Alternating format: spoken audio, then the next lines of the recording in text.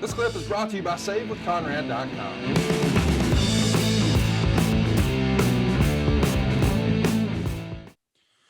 Robert Gordon says, "Hi Jim, could you explain the differences in calling matches early in your career and now for AEW? I know the Athletics are off the charts, but what other changes have you made, if any?"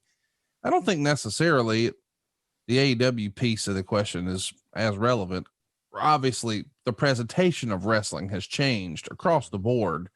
You go back to when you first started working with the Cowboy as a broadcaster, and now, now we're pushing people to apps and we're pushing people to online stores. We're not exactly saying, don't forget, we're going to be down in your area so-and-so next Thursday, whatever, get your tickets today, blah, blah, blah. So the whole presentation as a broadcaster has changed. What do you think the biggest differences are, Jim? It's probably now more oriented to storytelling and not calling hold by hold. Right. When I worked for Cowboy, he wanted a sports-like presentation. And that meant doing more documentation of hold by hold stuff, and then tying it all together, connecting the dots of those holes and what they meant into the big picture, or how they would contribute to the outcome of the match. Nowadays, you sprinkle that in and you focus more on the storytelling.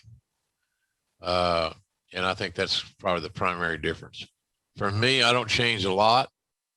It's what I've done has worked. I think people like to have stories told. So, but that's probably the biggest issue. Less play-by-play, meaning I'm naming you the holes and here's how they work and blah, blah, blah, versus storytelling in general. What this hole means to the match, what this rivalry consists of, why are these men wrestling or these women wrestling, et cetera, et cetera. So it's changed some of the little nuances, but the foundation is telling stories featuring two rivals that have a clearly defined reason for wrestling has not. And if we start screwing with that, then we're going to lose people. People want to, you can't detach verbally what people are seeing visually. You got to tie things back together. And so in other words, if I'm going down one road, Conrad, and the match is going down another, we have a problem. It's just that when we get back on the same road, we might not address every headlock. Excalibur does a great job of identifying the tope suicidas of the world and some of the things that, that used to be a tope. The torpedo dive through.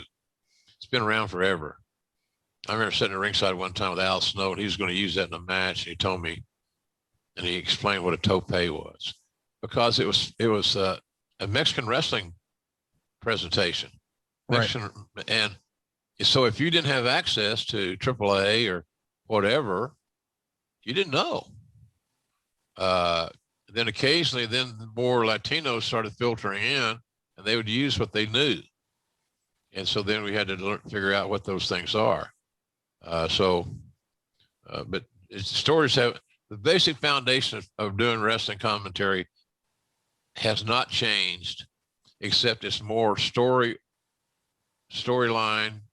storytelling driven than it was in previous years. I feel strongly that saving money is important. If it's not something we worry about now, boy, we are really going to worry about it later. And I want to help you get out of debt faster and do it with cheaper monthly payments. I'm talking to you if you're in a 30-year loan. Now is the time to take years off of your loan. We're routinely helping our listeners cut 5, 10, even 15 years off their loan.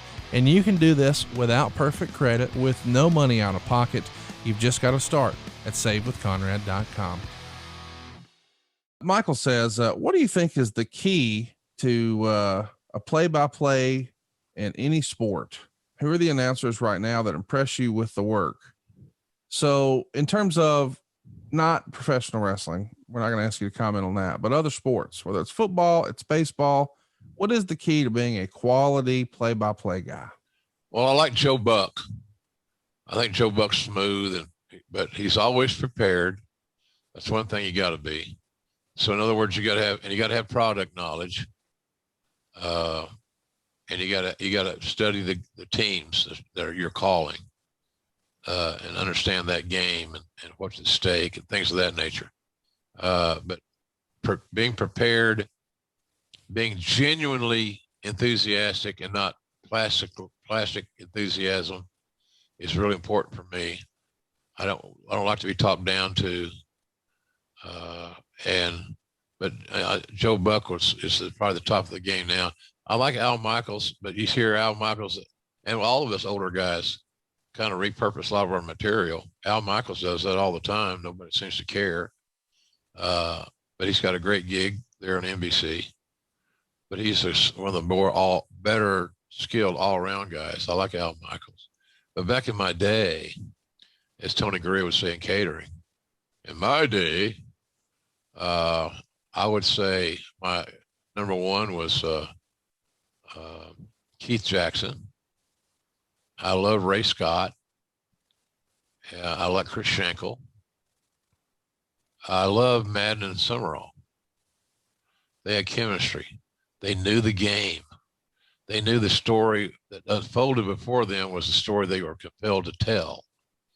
So I think there's some of those qualities.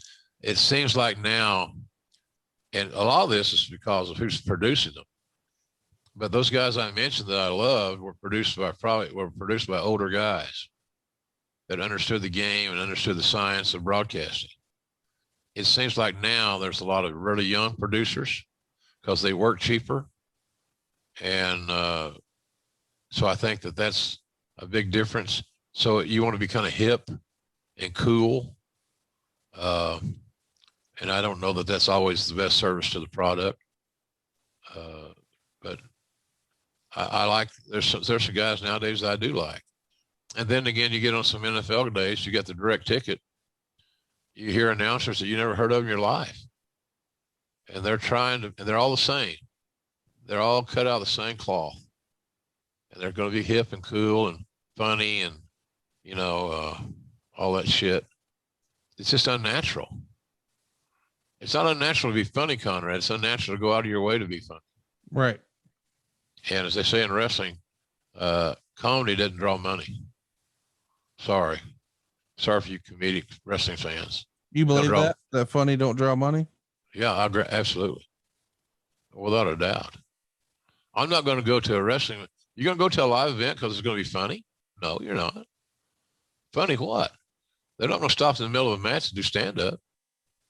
Or they're not going to do the old Ric Flair spot where they pull the tights down and expose your ass crack.